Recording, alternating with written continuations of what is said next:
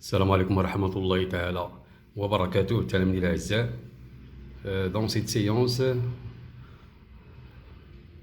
on va faire la correction des devoirs surveillés numéro 3, semestre 1, matière physique-chimie, deuxième année, collège Biof. Donc on va faire la correction.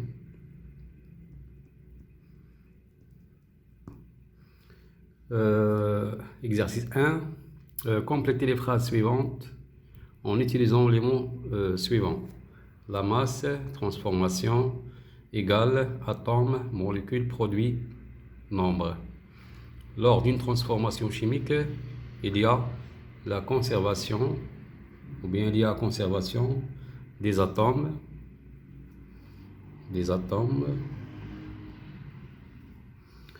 Cela veut dire que l'on retrouve dans les mêmes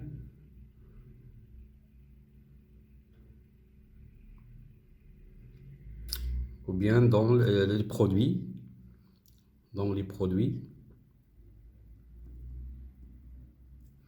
les mêmes atomes, même nature et même nombre. Et même nombre, c'est-à-dire la conservation des atomes en nature et en nombre. Que dans les réactifs. Lors d'une transformation,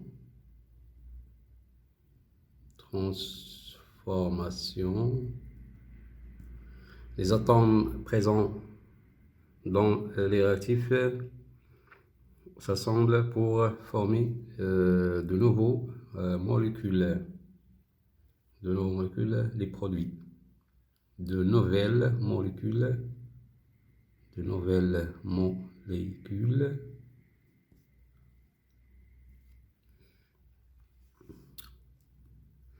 Comme il y a conservation des atomes lors d'une transformation chimique, il y a aussi la conservation de la masse. C'est-à-dire la masse des réactifs égale la masse des produits. La masse des produits est exactement égale à celle des réactifs.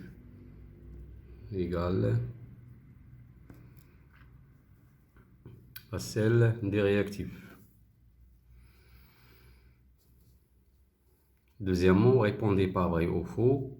La fusion est une réaction chimique. Donc ça c'est faux, donc c'est une transformation chimique. Donc ça c'est faux. Toutes les réactions chimiques sont des combustions. Non, c'est faux.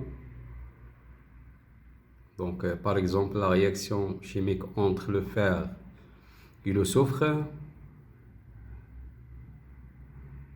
elle donne le sulfure de fer. Donc il n'y a pas de dioxygène parmi les réactifs. La réaction de combustion, il est nécessaire de trouver dioxygène parmi les réactifs. La masse des réactifs disparus est inférieure ou égale à la masse des produits formés. Donc ça c'est faux, donc égale, donc ça c'est faux, la masse des produits égale la masse des réactifs. Au cours d'une transformation chimique, le nombre et la nature des atomes se conservent. Donc ça c'est vrai. Il y a la conservation des atomes en nombre et en nature, ou bien en genre. Classez les substances chimiques suivantes en naturelles et synthétiques. Donc voilà, la matière naturelle, donc c'est une matière qui existe dans la nature, et une matière synthétique, c'est-à-dire c'est une matière qui existe dans la nature, mais on peut la préparer dans le laboratoire grâce à des réactions chimiques. Donc, on commence par le plastique. Donc, plastique, c'est une matière synthétique. Donc, plastique.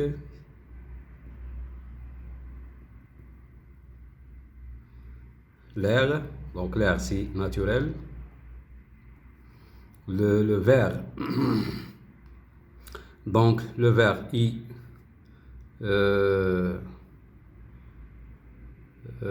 donc, il y a le verre des récipients ou bien le verre des fenêtres. Donc, ça, c'est un verre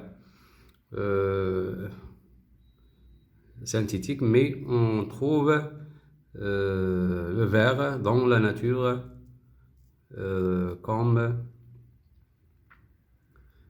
sous l'effet de la pression de silice.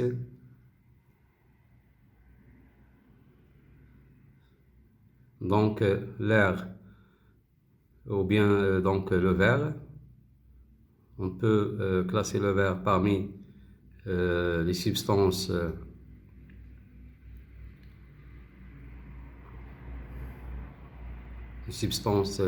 synthétiques, donc le verre. Donc on trouve des récipients ou bien des corps en verre. Donc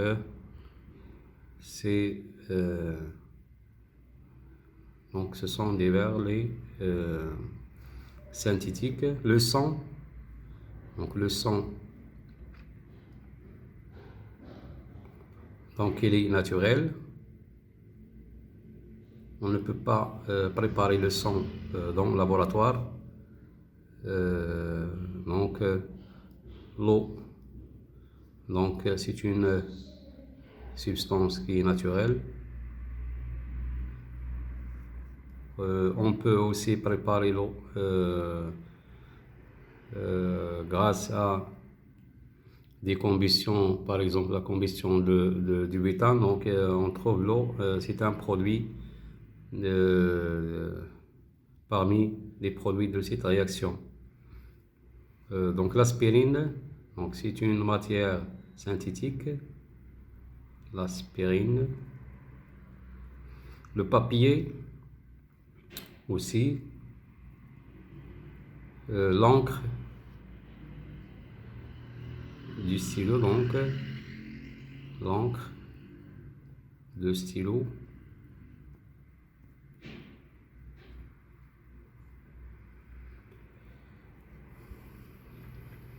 Et voilà.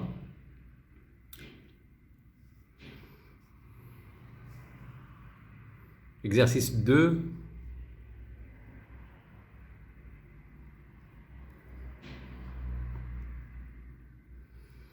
Lors de la combustion du 30 g de gaz butane, C4H10, dans une quantité suffisante de dioxygène O2 se produit 41 g de dioxyde de carbone, CO2, et de 15 g de vapeur d'eau, H2O.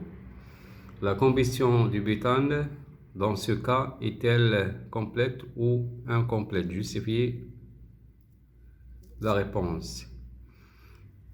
Alors, on a ici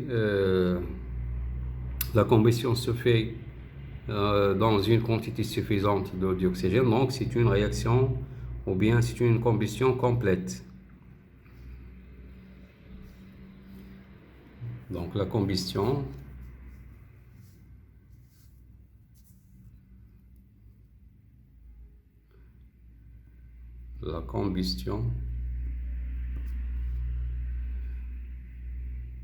du butane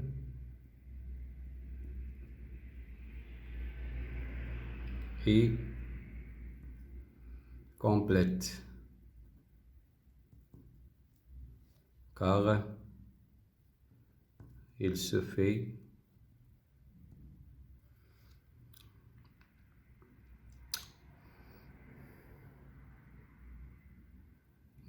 dans une ou bien en présence d'une quantité suffisante de dioxygène, dans une quantité suffisante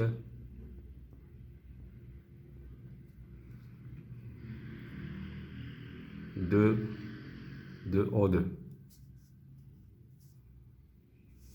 O2, dioxygène, dioxygène. Deuxièmement, déterminer les réactifs et les produits. Donc les réactifs, c'est le butane plus le dioxygène, c'est-à-dire le butane C4H10 plus le O2. Les produits, donc les produits, on a ici dans les données le dioxyde de carbone,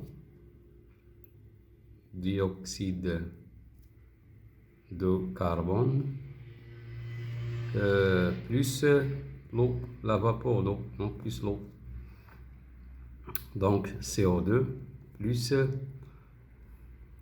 H2O. Dans l'expression écrite de cette réaction, donc le butane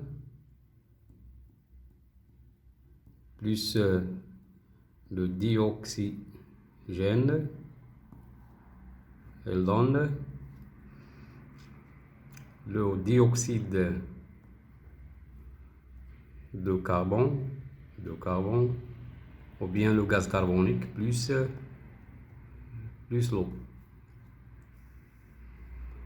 Écrire l'équation bilan de cette réaction. L'équation bilan, donc l'équation bilan doit être équilibrée. Donc C4H10, donc on utilise les formules chimiques de chaque produit ici, plus O2, elle donne CO2 plus H2O. Donc il faut équilibrer cette équation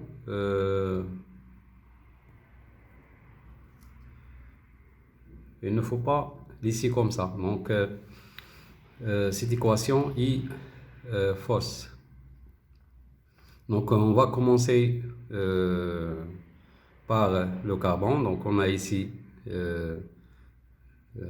4 atomes de carbone et ici on a un seul atome de carbone. Donc on va multiplier ici par 4 donc, pour équilibrer le carbone. 4 fois 1, donc ici il y a 1, 4 fois 1 égale à 4, et ici 1 fois 4 égale 4. On passe maintenant pour équilibrer l'hydrogène. Donc on a ici 1 fois 10, donc égale 10 atomes d'hydrogène. Donc ici il n'y a pas d'hydrogène, donc on multiplie ici par 5, 5 fois 2 égale 10. On passe maintenant à l'oxygène. 4 fois 2 égale à 8, 8 atomes d'oxygène, plus 5 fois 1 atomes d'oxygène. Donc 5 plus 8 égale 13. Donc ici, on va multiplier le nombre qu'on va multiplier par 2 pour avoir 13. Donc c'est 13 sur 2. 13 sur 2. Mais les coefficients stoichiométriques sont obligatoirement des nombres entiers, ou bien des entiers naturels. Donc on va multiplier toute l'équation par le dénominateur de ce nombre. Donc on va multiplier par 2. Donc cette équation devient 2C4H10 plus 2 fois 13 sur 2 égale 13. 13 O2, elle donne 2 fois 4, 8 CO2 plus 10 de H2O. Donc voilà l'équation correcte. Donc هذه هي l'équation équilibrée, هذه هي اللي صحيحة. كيفاش كنقراو هاد l'équation هادي؟ 2 molécules de butane C4H10 plus 13 molécules de dioxygène, elles donnent 8 molécules de CO2 plus 10 molécules de H2O. Cinquièmement, calculer la masse M de dioxygène disparaissent. Donc, selon la loi de la conservation de la masse, on écrit la masse du butane, donc M de C4H10, plus la masse de O2 égale la masse du produit, donc la masse M de CO2 plus la masse de H2O. Donc, on veut la masse de O2. Réagit. Donc, la masse de O2 égale M de CO2 plus M de H2O moins, donc هذه غنحولها لهنا غتعطينا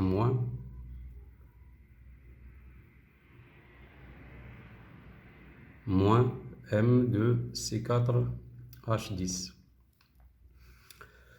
Donc, maintenant, l'expression littérale, donc on va passer à l'application numérique.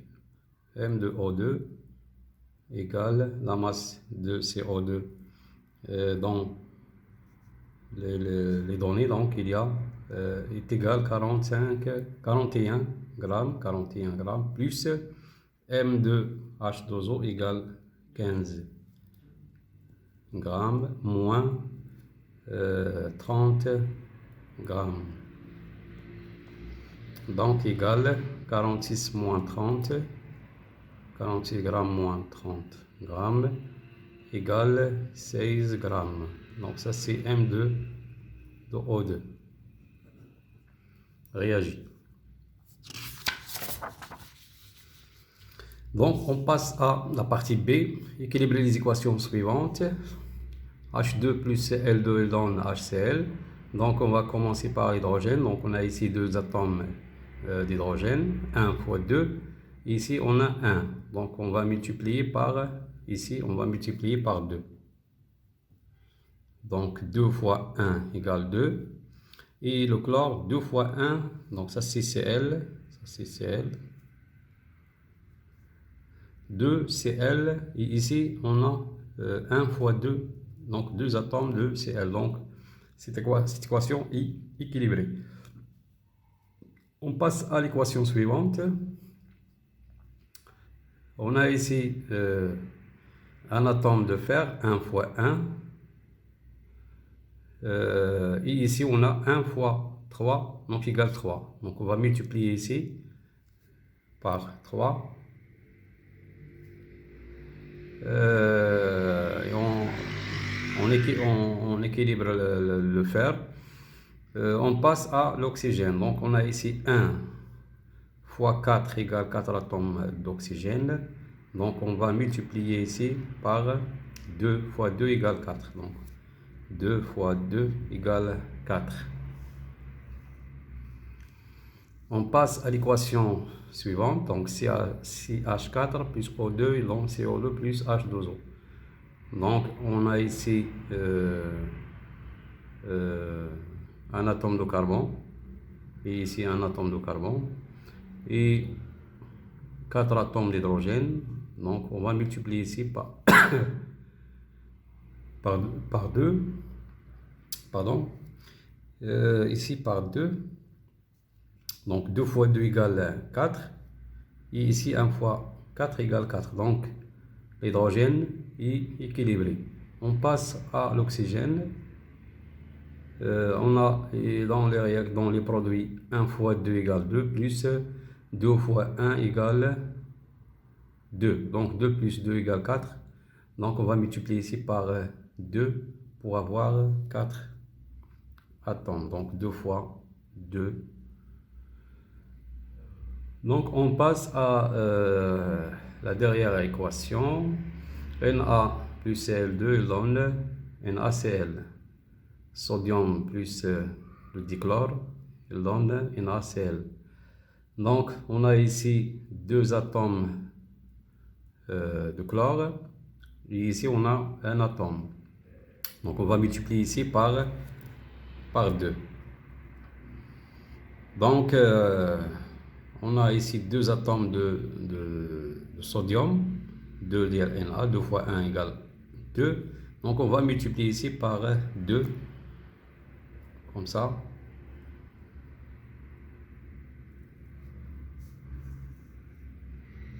Et on passe à l'exercice 3.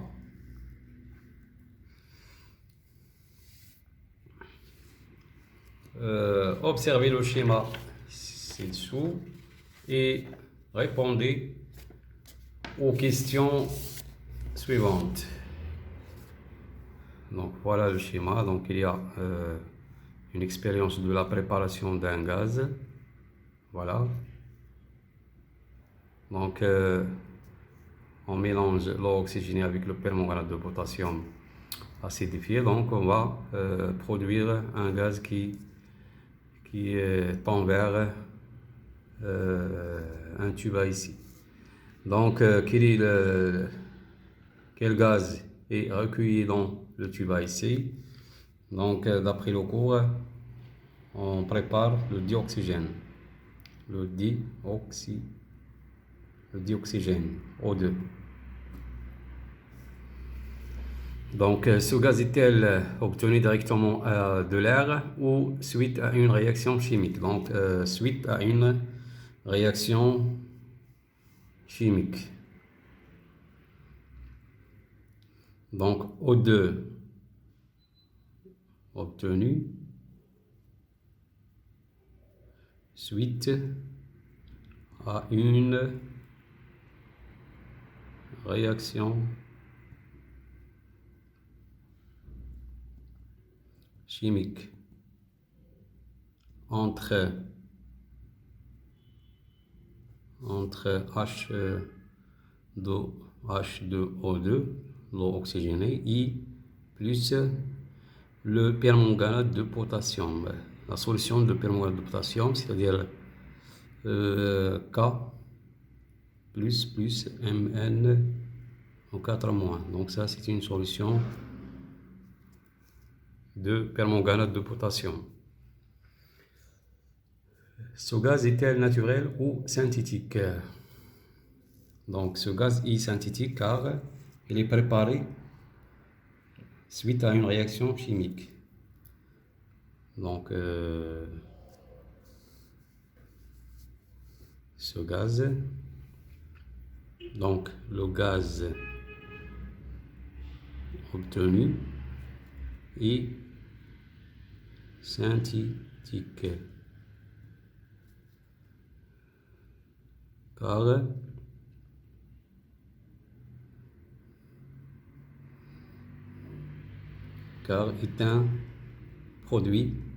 est un produit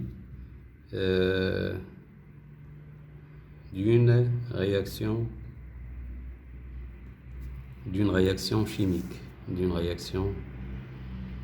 chimique ou bien une transformation chimique.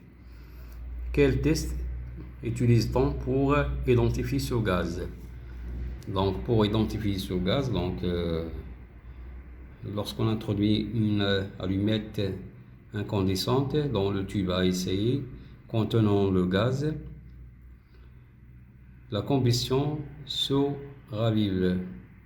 Cela signifie donc que le tube à essai contient le dioxygène. Donc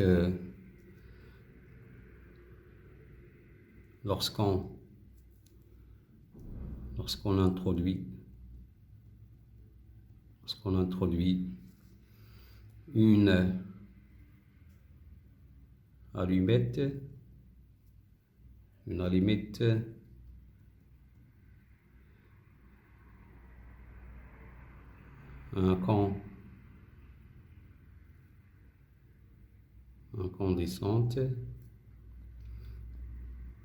dans le tube ici.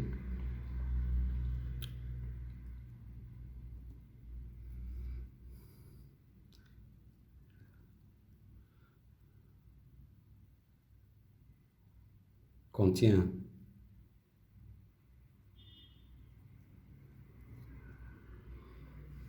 le gaz,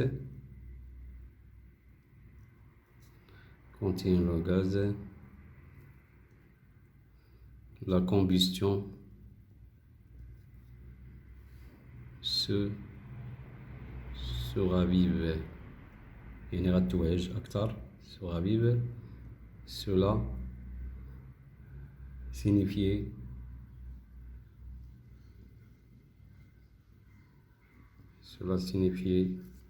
donc que le tube contient du dioxygène. Donc c'est un comburant. C'est un comburant qui favorise la combustion.